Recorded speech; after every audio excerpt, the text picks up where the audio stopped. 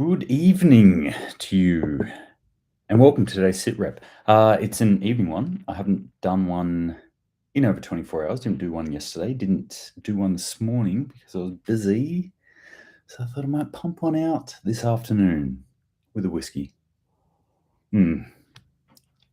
Because it's it's 4:59. Guess that technically makes me an alcoholic, but let's just keep it between you and me. All right, so this is the SitRep, the situation report, where we pour through some news stories that I have found interesting over the past day and a half, and have a think about this from the perspective of prepping, being more prepared for coming disasters if they may come. Just FYI, I think they may come. So if you're sitting there wondering, that's my tip. My tip is they're coming. Whole heap of stuff. Got stuff about AdBlue, more AdBlue in the news. We've got USDA coming after your gardens. All kinds of craziness going on in the world, and Europe doing Europe stuff, i.e. watching the unfolding collapse. Just do it okay 3 on Instagram. Welcome. Thanks for joining. Appreciate it. Let's see what's going on first and foremost in our neck of the woods, Australia. Australia, we are doing a lot of things actually. Some AdBlue stuff here, and we've also got what else have I got in the news here today? Supply chain resiliency. Just a quick shout out to Peter Rouse, New Zealand Cuzzy Bro on YouTube, who says credit cards tracking firearm purchases. Gotta love that. Reagan says, "Hey dude," so hey dude to you back. I don't know if you're a dude or not, but I assume it. And S Wood says, "Good morning from England, sunny England. Hope you're all well there." Obviously, interesting times going on in England at the moment. Most Aussies, half an eye on the news, but most Aussies are just going, "Oh, we get a day off next Thursday." So here's the Queen. Long live the King. All right, let's jump into this. This one was sent to me this morning by one of my sources on Instagram, who says, or sent me the link to quite an interesting, actually, paper that's come out on aspistrategist.org.au, talking about Australia's food resiliency, and in particular, it was talking about Australia's north. So it starts off talking about North Australia, where the north part of Australia is actually at the end of a very long supply chain. So if anything happens, it's probably going to happen to them first. So for any of you up in, I guess, far northern Queensland would probably where this is sort of targeted, maybe Darwin or something like that. Right at the end of that food chain there. There are some issues there, but on the whole, it actually points out that Australia has quite a bit of resiliency within its food system. Well, that's what I got from it, at least. I read this and I thought it was very interesting. I'm like, yep. As I keep saying, I feel like Australia is insulated against a lot of the effects that we're going to see in the world soon. Not totally insulated.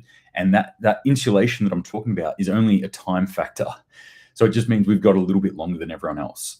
Not everyone else, sorry. There are other parts of the world that I think will be more resilient than Australia, but I think Australia sits in a pretty good position, to be honest. Hey, Chris Fleming on YouTube. Peter Rouse says, time to start eating more kangaroo meat. I actually do eat a lot of kangaroo meat. I find it delicious, as well as deer meat and goat meat. But yeah. Calm voice in the dark. The weather in New York was so shitty this year, I lost my whole damn garden. It was horrible. Damn.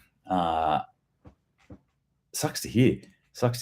The cold here this winter really messed around, like the on and off cold, the frosting here messed around with my garden, my winter garden. But right now, the stuff that I've put in, the latest stuff that I put in is actually going pretty well. Gardening. It's a crapshoot of of a sport. I don't know what you call it, of a living. It's difficult and it's heartbreaking a lot of the time. So I feel for you, calm voice in the dark. By the way, if people haven't, if you're like connecting with each other, calm voice in the dark, I'll just give you a little shout out because I follow you. I watch your Instagram feed and I find it quite interesting. And I think people should probably jump on there and hit like and follow on calm voice in the dark. Peter Rouse just said, we just had ice, hail, snow coming through tonight, day after planting some vegetables. Oh, damn. Also says we have a lot of wallabies around here. Really? We can't shoot wallabies in Australia, legally at least. Anyway, back onto this story here, because it's got to do with New Zealand. And this part was actually highlighted by my source here, who very interestingly put this out. Most of Australia's Defence Force combat ration supply is centred in New Zealand, which presents a number of sovereign risks.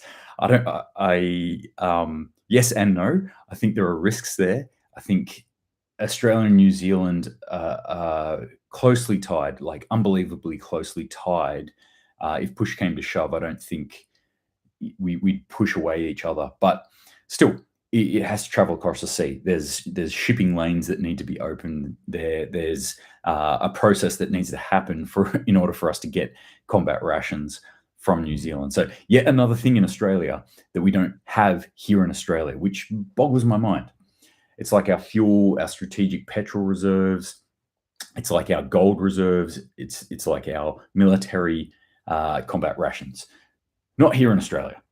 Why we wouldn't store it here in Australia? We've got plenty of space, honestly. We have so much space here. We could easily store this stuff here. Calm Voice in the Dark says, last year it did amazingly. I tried too hard to keep after it too. Yeah, and you're welcome. No worries about the shout out. Keep doing the good work, man. Keep doing the good work. Yeah. Gardening, man. It's like I've had probably 2 years of really hard gardening, like just not getting a lot out of it. But got to keep going. Got to keep pushing with it because as I'll highlight in today's SitRep, as I always highlight, the food supply, it's not getting any better. It's really not getting any better. New Zealand has apparently scrapped all COVID-19 restrictions, including masks and vaccination mandates. Interesting, though they did have a bit of holdout going on there in some spheres, certainly not in everything. But apparently they've eased off now. So the great COVID-19 game continues. Peter S says, you can come and shoot as many as you like. They are pests. Certainly, along with possums in New Zealand and other Aussies. We're pests everywhere. Expanding greenhouses to be able to grow more. Good idea. Great idea. All right, AdBlue. What's going on with AdBlue? For those who don't know, snapshot of AdBlue. Let me catch you up if you haven't, or if you don't know what AdBlue is. It's an additive that goes into diesel engines that helps reduce the environmental impact of those diesel engines, of the exhaust. So AdBlue is something that is made from a product called urea. Urea is also used in fertilizer. China came out recently, kind of within the last year, and said, we're cutting our urea exports because we need to make fertilizer for ourselves. That's obviously going to have a tremendous effect on AdBlue. The problem is that it's not just like, oh, well, my emissions are going to be higher in my car. It's that those engines that require AdBlue. They are built that if you don't put AdBlue in, they will not run. Now, for Australia, this means trucks, which is a huge thing. No trucks, no food, no trucks, no anything. All the shit that you see here, all the shit that you're watching me on right now, it all came to you from a truck if you're in Australia and from many other parts of the world. So no AdBlue, no trucks. No AdBlue, no tractors. No AdBlue, no food at all. It doesn't get grown. It doesn't get pulled out of the ground. It doesn't get shipped. It doesn't get processed. None of it. None of it happens without AdBlue. Huge issue. So a lot of countries are looking down the barrel of this, and I'll get to some European countries about AdBlue soon. But Here's the thing about Australia. Australia has its own AdBlue manufacturing plant, one. And they said, hey, look, if prices keep going up like of everything the way going, we're going to have to shut down at the end of 2022. All right. We don't want to, but we're going to if prices keep going up. Well, guess what? This particular plant, Incitec Pivots Gibson Island Urea Plant, has confirmed that at the end of this year, it is closing down. So it has been pumping AdBlue. So there was this AdBlue freak out where everyone in the world said, oh, AdBlue might not be available. Australia said, oh, urea, we're not getting it from China. And AdBlue price went through the roof. So trucking price went through the roof, increased. Now, they saw this and they said, let's, and we're going to shut down too. So this plant's looked at it and gone, look, we're probably going to shut down. Let's just pump it. They have doubled the amount of AdBlue they're putting out. And guess how much that dropped AdBlue price in Australia? Can I hear a zero? Can I hear a zero? $0.00. It didn't drop anything. Zero. The price is still the same. The price is still way inflated. What's going to happen when these guys stop making AdBlue at the end of the year? So we've got heaps of AdBlue in the country. It hasn't decreased the price, unfortunately, but there's heaps there, which actually, it sounds weird, but it might be a good kind of idea at the moment. We've got heaps. It costs heaps. People aren't going to buy it in like mass quantities because it costs so much. They're going to buy it as needed. So it might actually extend the supply that we have here in Australia out. I can't express how huge AdBlue is to the country, to our country, to every country. But I'm an Australian, so I'll focus on us. This is massive. This is huge. That if this does go the way that it looks like it's going, like all of us will be affected by this. This could be one of the bigger things that actually affects food supply in Australia. And this is one of the reasons that I keep saying we have to bring our food supply as close as possible. Put it in your own backyard if you can, but at least make it within your local area that you can reach and get it. Walking distance, driving distance, horse riding distance. I don't know what it is, but like make sure you're bringing your food supply closer to you, because there might be plenty of food in Australia, but if it's getting grown down in Gippsland in Victoria, then I'm sorry, Northern New South Wales, you're not going to eat. If it's getting grown up in Queensland, then I'm sorry, Western Australia, you're not going to eat. This stuff gets trucked around, and if AdBlue goes, all the food goes as well. I'll just try and keep up with the comments here. There's been a lot coming in. Chris Fleming says, raised my 8 kids from the garden. Good on you. Like, seriously, good on you. That is awesome. And I love to hear this sort of stuff. And I'm taking inspiration from that, especially the 8 kids part. I don't think my missus will like it, but I'll pitch it anyway. So Peter Rouse says, this is quite interesting, actually. Here's some unreported intel. They lifted restrictions just in time for the Five Eyes meeting here next week. For those who don't know, Five Eyes is an intelligence cooperative that includes Australia, New Zealand, UK, America, and Canada. That's the Five Eyes. And so we share intelligence with each other. And they're having a big meeting there next week. Surprise, surprise. Restrictions get lifted. Funny that.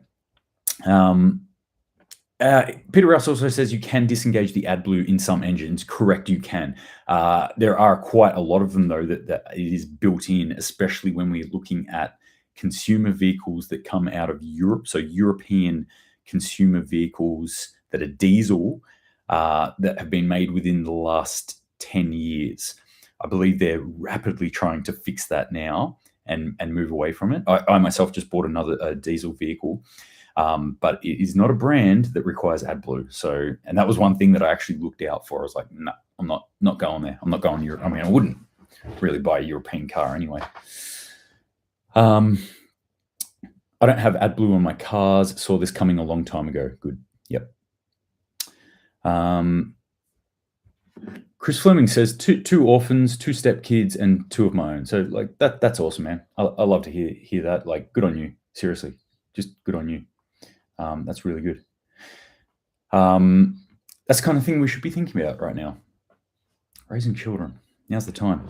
All right, Instagram. Comments are sneaking by.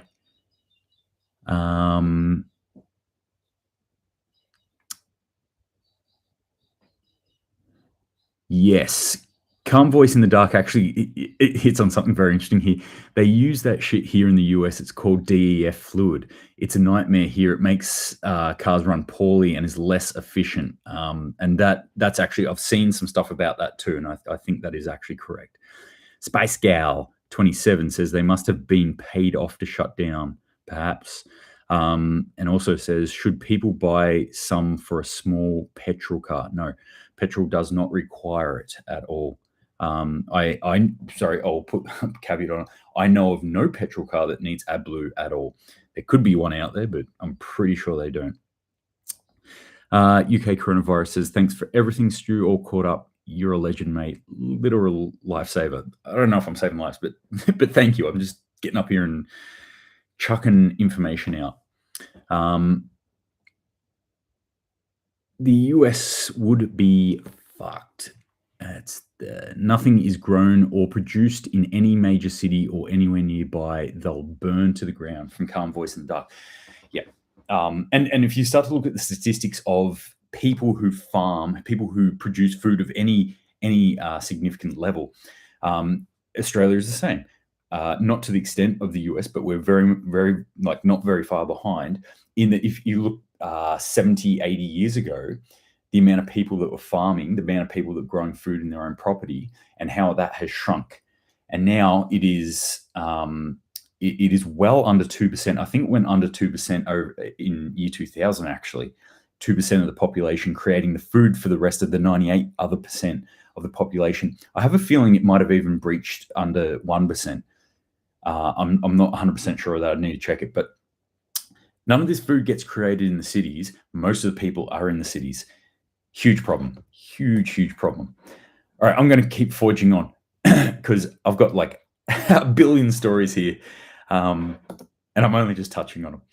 Powerful 7.6 earthquake has struck Papua New Guinea. Papua New Guinea's a place I've been to a couple of times. Papua New Guinea, obviously very, very close to Australia as well. So I haven't heard of any recent reports of this, but the initial report said at least 4 people have been killed, many others injured, a lot of damaged property there. So a lot of problems are going to be happening there.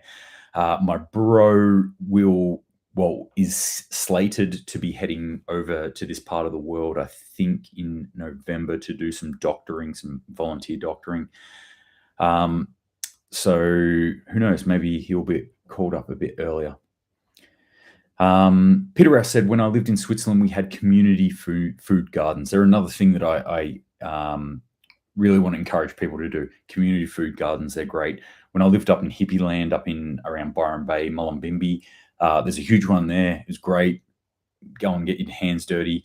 There is one here where I live, and people just don't want to put in the effort. People kind of want to do their own thing. So, but it is still there. They're a great idea. I really recommend people get into it. Was Indonesia affected? I have read no news that has said that Indonesia was affected. I find it odd that Indonesia wouldn't be affected, seeing it is right up against Papua New Guinea. So I would say that part of Indonesia, I mean, Indonesia is obviously a very large or spaced out area, many different islands, but the part that's right up against Papua New Guinea, I would think that would be affected.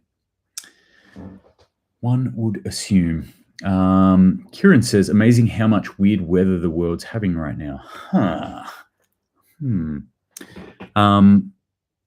Spicegale 27 says, what should we have for self-defense if we live in the city and no access to guns? Crossbows need license, I heard. Yes, crossbows can be difficult depending on the state that you're in Australia. I know that you can buy crossbows. I know you can buy them in Northern Territory without a license, and I think you can do it in Queensland. That being, the hotter parts of Australia are generally the necks are a bit redder, so they can get away with a lot more. And I'm almost 100% sure that you can't do it in New South Wales. Otherwise, I'd own one. Self-defense. The first line of self-defense is yourself. And I would recommend learning a martial art and or self-defense system. That would be first and foremost what I would be doing. Then if you're thinking about weapons, I would be thinking easier to access. So you can get a baseball bat. Oh, sorry, you can get a cricket bat. You can get a baseball bat too, or a stick or something like that by your door. Start to build up to these sorts of things though. My recommendation is if you start to get into weapons, then know how to use weapons. That's the only thing. I would never say to someone, hey, go out and buy a gun. I would say, hey, go and learn how to shoot a gun. Go and learn how to be safe around a gun. Go and learn then, if it's for self-defense, how to properly identify threats in high-stress environments. Because otherwise, you're liable to shoot yourself or one of your family members. So that's probably one of the biggest recommendations I would have. Here, this is the weapon that you need to first hone, not this one here. Peter Rouse says Cully sticks, get some training. They're a good one. Cully sticks. They're like little.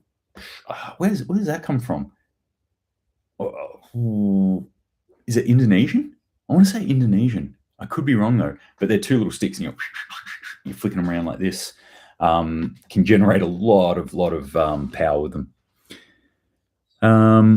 A hammer says just do it. Okay, hammer could work. Anything's a weapon. Anything at Philippines. Thank you. Of course, it's Philippines. Peter Rouse coming in hot. Anything can be a weapon. Absolutely anything, if you're imaginative enough.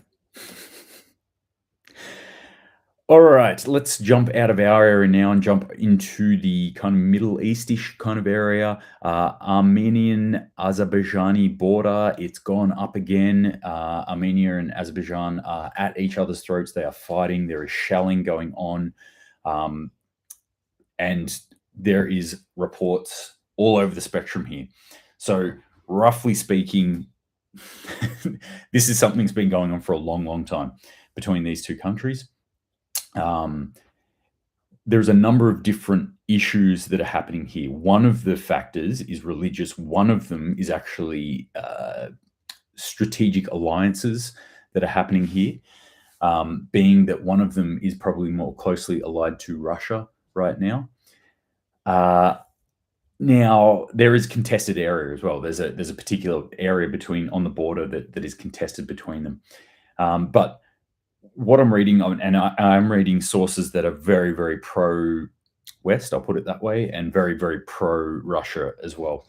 For those who don't know, this is what I do. I look at all sources that I can, and I say, hey, this is happening, and these people are saying this is happening. So maybe somewhere in between those two things, that's what's actually happening in the world. But who knows? I'm not there. That's one of the big things. All right, I'm not there. I don't see what's going on. But the information we've had out so far from here is heavy shellings going on. There's trench warfare perhaps even going on, which is quite serious sort of stuff. I'm sure you'll agree. I don't know. I've got no confirmation of that again. But a lot of reports from a lot of different sources that fighting is happening between these two right now. So let's just add that to the list, the ever-growing list of areas that are flashpoints right now in the world. Increased violence, increased wars that are going on. Peter Rouse says, I train with them every day. Very cool. Very cool.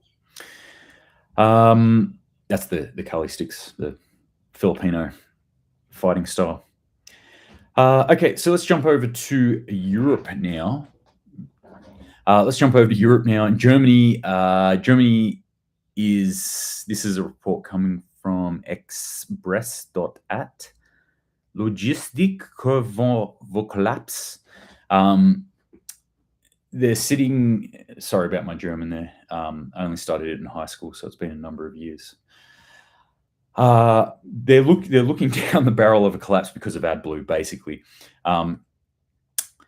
This report coming out is talking about how their entire logistics network is at a state of collapse, essentially, without this AdBlue. And they know that they're in probably a more tenuous position than Australia is. The only thing that can help now is direct government intervention. Quote, food, medicines, consumer goods, everything comes today with a truck. A failure of these supply means the collapse of the supply of vital goods. So quite a stark and serious warning there. But this is what I'm talking about with AdBlue. This could be serious. And this is one of those things where I think we'll see adaptation. We'll find a way around it, I'm sure, because it is a self-imposed problem. We created this crutch, and now when the AdBlue's gone, we're stuck with this.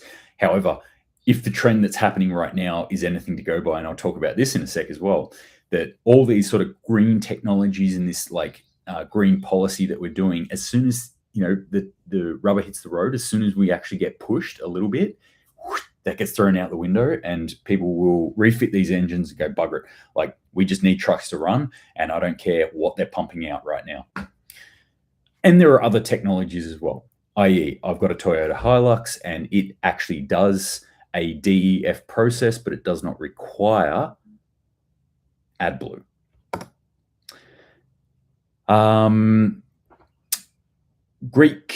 The Greek-Turkey little flashpoint is still continuing on. So Greek Coast Guard fired on ships off Turkey coast, says Turkey. So there's a lot of, they said going on at the moment. Greece is saying Turkey did this, Turkey saying they did this. There's no sort of independent confirmation of any of it. Just a lot of, well, this is what the other side is saying right now. But regardless of that, it's not good that countries are accusing each other of warlike activities. So another thing to watch out for. Where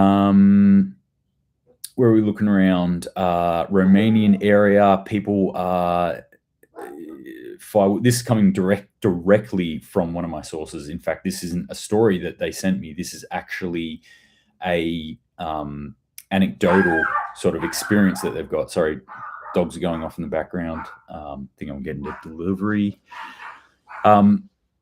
It's about firewood in this part of Europe. Obviously, firewood's a pretty hot topic.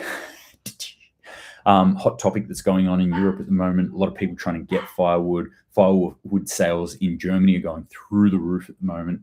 It looks like Romania is not excluded from this, that they're starting to see perhaps potential shortages. They're in a much better position than Germany is, but still Romania, a lot of issues throughout Europe, and Romania is also quite close, like right up against Ukraine, so it's quite close to what's going on with this major crisis at the moment. Chris Fleming says bow and arrows. I mean, I'm a big proponent. I'm a hunter, and I bow hunt as well, so I do have bow and arrows. Whether I'd use that for self-defense or not, like, you could. It's not the best thing, honestly. You'd have to be pretty proficient in it. I think there'd be easier things that you could use, but again, it's a thing that you can use.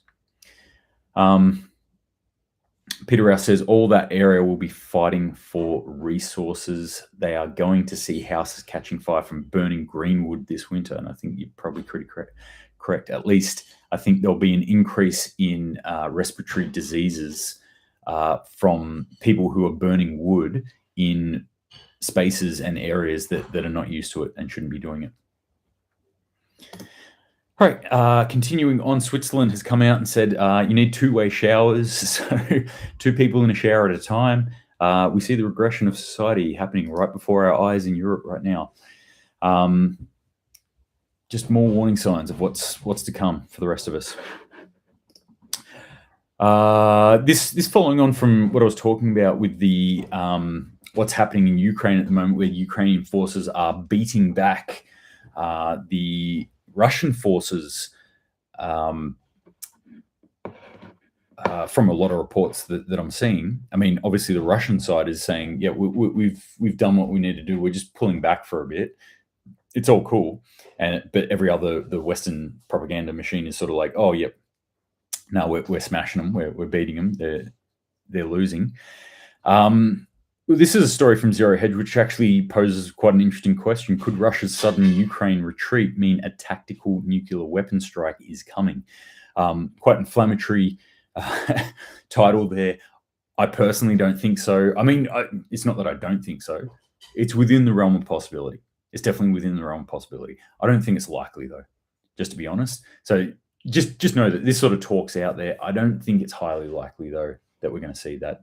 Try not to jump into that little bandwagon too much.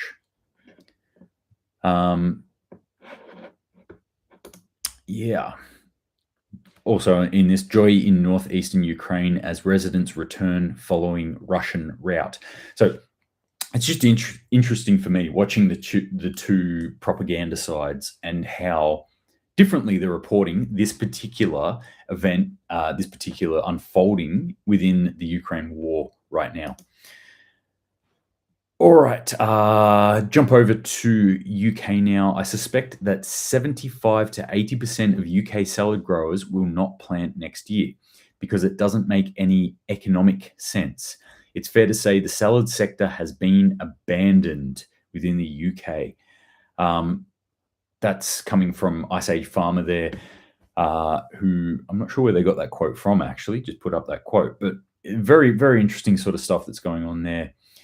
That's, this is the world that we've got at the moment, is that we can get access to a whole heap of different things, all sorts of different things that we, in certain countries we never had access to before.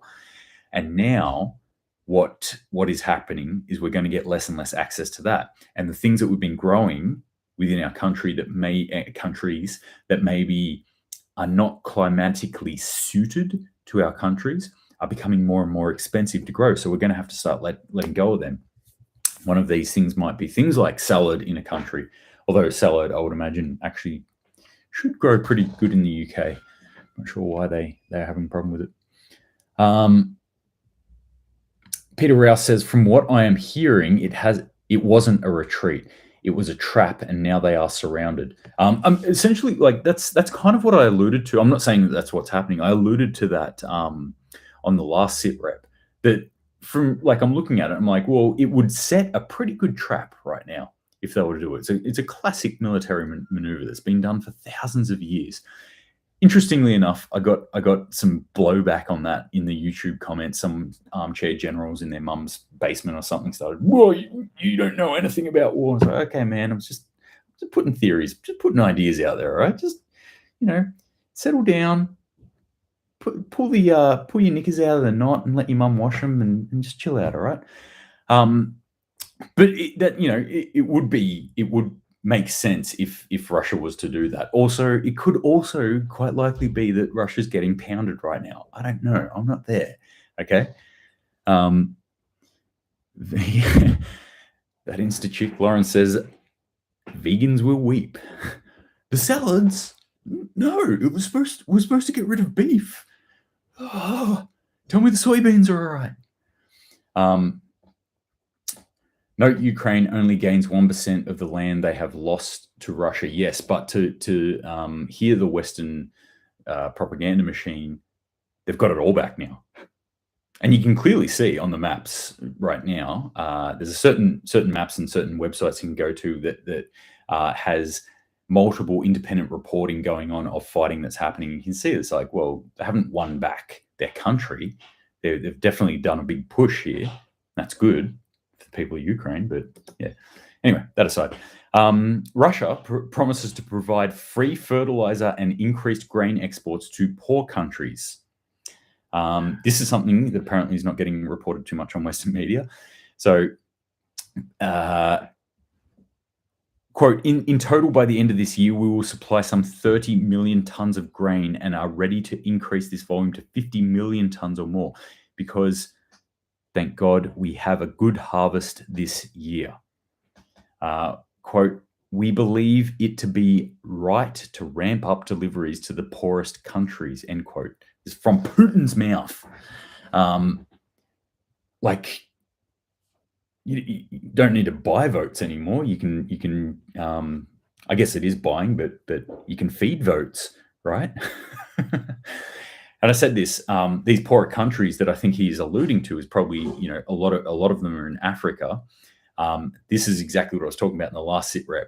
Africa is like a blind spot to the Western world, and China and Russia are in there wholesale doing some good things and doing some bad things, and probably more bad things, but they're getting away with it because of the good things they're doing. And us in the West are just like not even looking at Africa. A lot of resources there too. France is bracing for a catastrophic food shortages and price hikes following drought. 4 severe heat waves this year with record high temperatures that have absolutely smashed their crops over there. So this is a big deal because France actually, when you look at it from a bigger perspective, as far as Europe goes, France is probably arguably one of the better suited countries to ride out any problems for a number of reasons. Demographics is better. It's not great, but it's better than a lot of other parts of Europe. Their ability to grow food is better than a lot of other parts of Europe. So France is actually sitting in a position where they could see a better sort of ride out of the coming harshness that's coming. But yeah, this is not good news coming out of there. Food producers say nearly 1.5 million tons of potato crops could be lost due to the heat wave. That's about 20%, by the way, of theirs. Interestingly, I didn't know this. France is the leading European exporter of potatoes. There you go. You learn something new every day. Every day is a school day for me. Me especially, because I'm a bit of a dullard. Europe's natural gas shortage could trigger a food crisis. More information coming out about that. Countries can't maintain fertilizer production because they are so worried about having enough natural gas to heat people's homes. So you can see where this is heading. Brent says, Stu, can you play some banjo for us? Deliverance. You can't see it on Instagram. Hang on. The banjo. But you can definitely see it on YouTube. There's a banjo sitting there.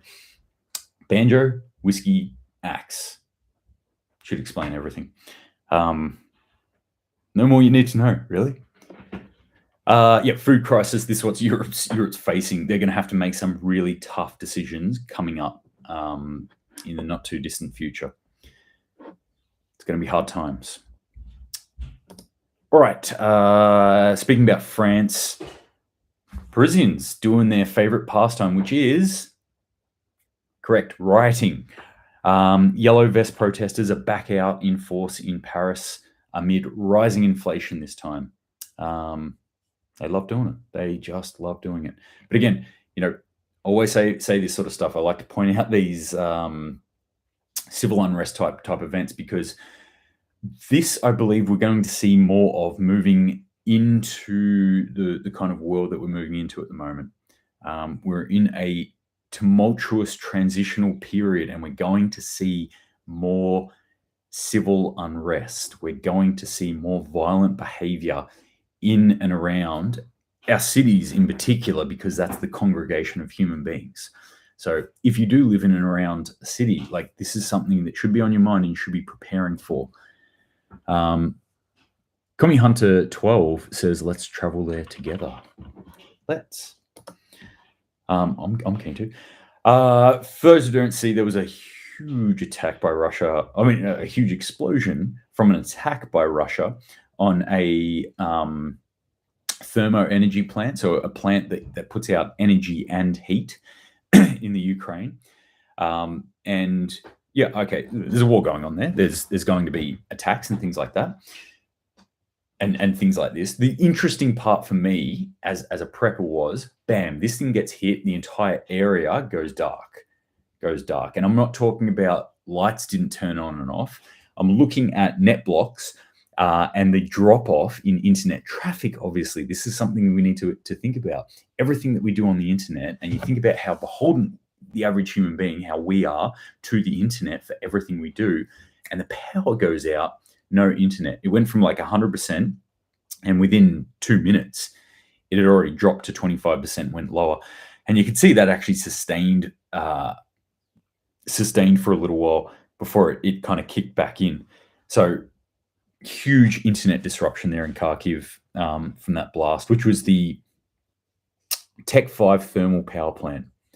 And I saw video footage of that explosion. Wow. If you're into explosions, try and look up that footage.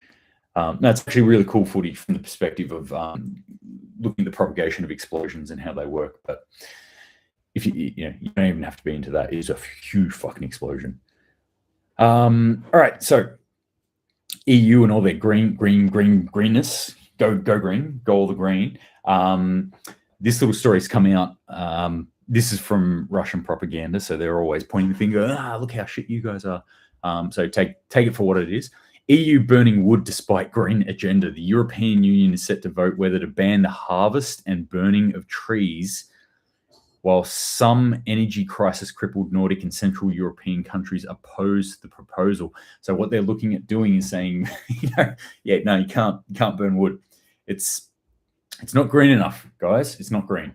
Not the wood itself. The wood itself will be green if they're only just cutting it now, which has issues within itself. But this is like, on that kind of like green agenda type sphere where they're saying, no, don't do it.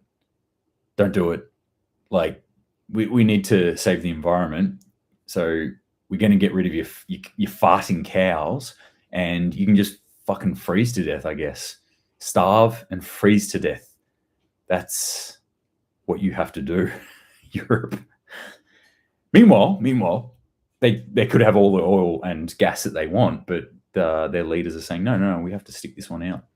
We have to keep these sanctions up because we're winning the war. Okay. Here's my next story. Freeze for global agenda. UN demands European nations do not return to fossil fuels over energy crisis. So this is part of this, and this is the bigger part of it as well. Hey, don't go back to burning coal. We need to stick to the green agenda, but we're not going to give you access to anything that you could use. We're also going to shut down nuclear power plants. So do some burpees, I guess.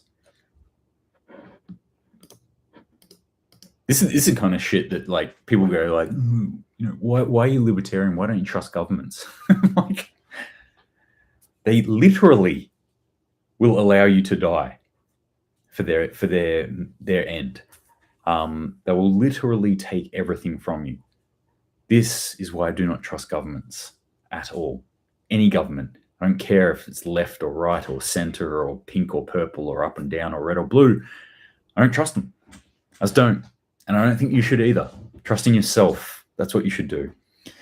Peter Rouse says, USA has more buffalo in the times before Europeans came to the US than they have cows now. Yes, I have heard that. The great buffalo, the plains country had more buffalo in its herd. The buffalo herd was larger than their mass factory farmed cows nowadays. So, and that worked all right. Weren't complaining about farts back then, were they? All right, let's go on with the US. Seeing you're talking about it, Peter. What do we got here?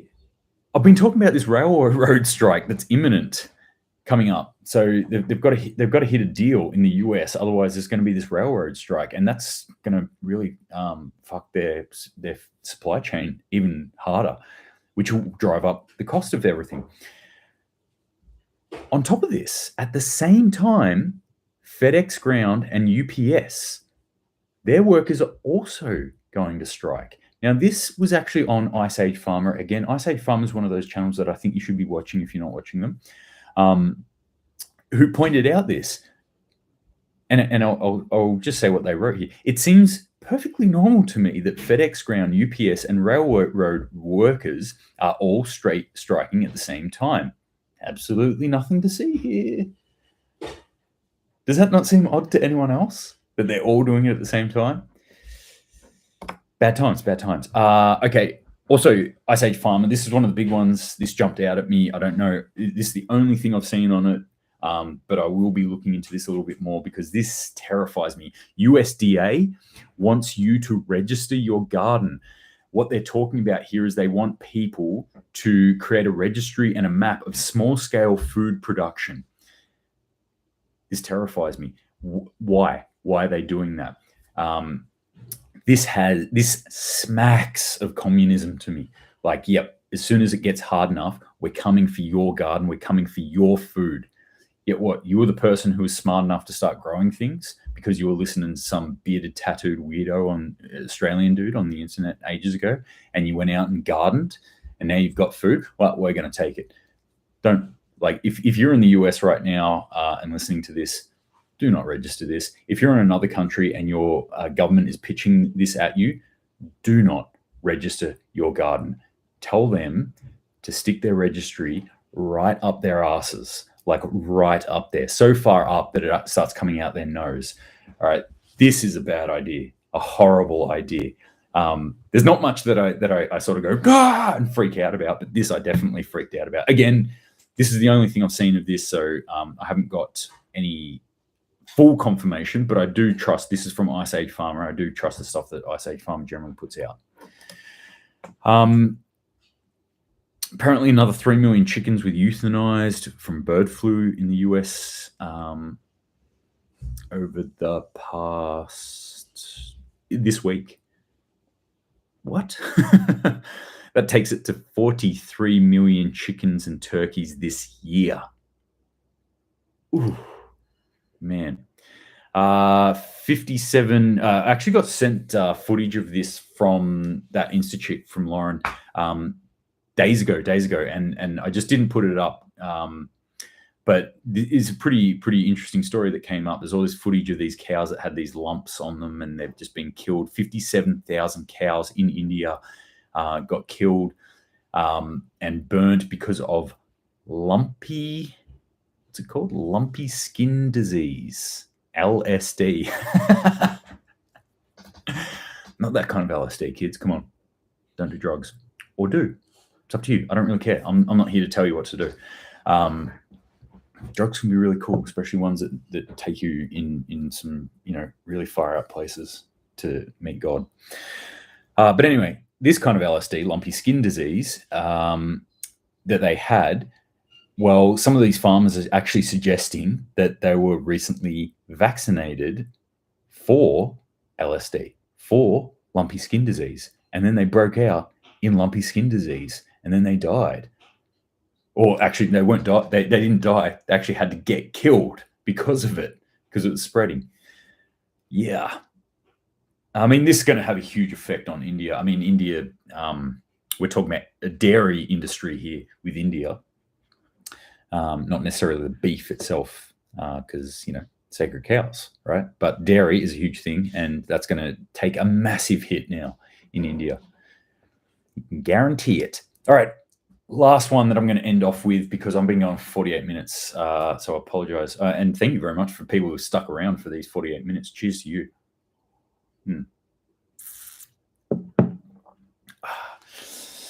I'm just going to point this story out because it's like, I read these things every now and then, and I go, this is what we're worried about. This is what the average human is worried about.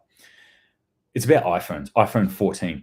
Now, iPhone 14 released, had their big press release and stuff like that. I'm techie kind of guy, right? I love new gadgets, and I love things that make people's lives easier, makes my lives easier, my life easier. I'm not a cat. And I especially like things that are in that survival sphere. So the one thing that popped out, I'm like, oh, cool, it's got satellite connectivity in it. So in an emergency, you can actually connect to satellite and send messages or calls out through satellite in an emergency. Unfortunately, it's only in the US and Canada, so fucking useless for anyone else in anywhere in the world. Good on you, Apple. Anyway, everything else I looked at, I'm like, okay, it's not a massive leap. There's nothing that big about it. Whatever. I actually went and stacked it up. I looked at it side by side with the iPhone 13, and there was nothing. Like, there was a couple of things. I was like, yeah, this is not going to be a good seller. I can see this right now. I can see that people aren't going to care about the iPhone 14. I'm wrong. I am wrong. Amidst all this, amidst the AdBlue and the fuel shortages and the wars that are going on and the wars that are knocking on our door and about to happen, and these epic food shortages that are sitting at our feet, what are people doing? They are buying iPhone 14s. The wait list for iPhone 14 is bigger than what it was for iPhone 13. So it is more popular and more people want this fucking iPhone right now. This is what people are spending their money on. Interest rates are rising, but I mean, that's not necessarily a bad thing in of itself, but inflation is through the roof. Cost of living is going up. We are having shortages. And yet people still want to buy iPhone 14s. It's just a bit of perspective for you to make you think, where are we heading? Where are we heading right now? And where are people focused? Because I sit here, I look at this stuff all the time, and I think everyone knows what's going on. And then I'll talk to someone every now and then. They'll be like, "Oh, do you think like something bad's going to happen with this?" I'm like, "What news are you reading?" Like, of course something's going to happen in this space or with this. Oh, okay. I hadn't really been aware of that. Most people aren't aware of this. Most people aren't aware of the information that you are immersed in, that you as a prepper are focused on. And that's dangerous. If these people who are obsessed with the new iPhone are dangerous, because when it hits the fan, these people will be desperate, and desperate people do dangerous things. And this is why I keep saying that I want us to be the asset and not the liability. I want us to help people and encourage other people to start getting involved in their own survival situation, in thinking outside the next iPhone cycle. Anyway, that's it. That's it for today. I want to thank everyone for watching today, no matter how much you've watched of it, especially a few people who stuck around. Peter Rouse, I'm looking at you. You were there the whole time. Chris Fleming, I think you were here for most of it as well. Really appreciate it. Thank you very much. Comi Hunter, Uhtred, son of Uhtred, just jumped on too. Always love seeing that name pop up. But absolutely everyone, all of you who jumped on, listened today, all of you have been putting comments in. Hey, even you who put some shitty comments in on YouTube, good on you. Thank you for watching. And I said that, I wrote back to you. I said, thank you for watching. So I don't know if you'd ever watch me again, but I said, thank you for watching because I appreciate it. And I like people sometimes going, hey, I don't believe you, or I believe something different, or I want something different. Cool. That's what this is all about. I don't want to be in an echo chamber. I don't want to cancel anyone. All information's good. Just got to weigh it. All right, gang. As always, if you've got any questions, shoot them through to me. Stay safe out there. Keep your eyes open and your head on a swivel. Keep prepping. And until next time, Semper Paratus.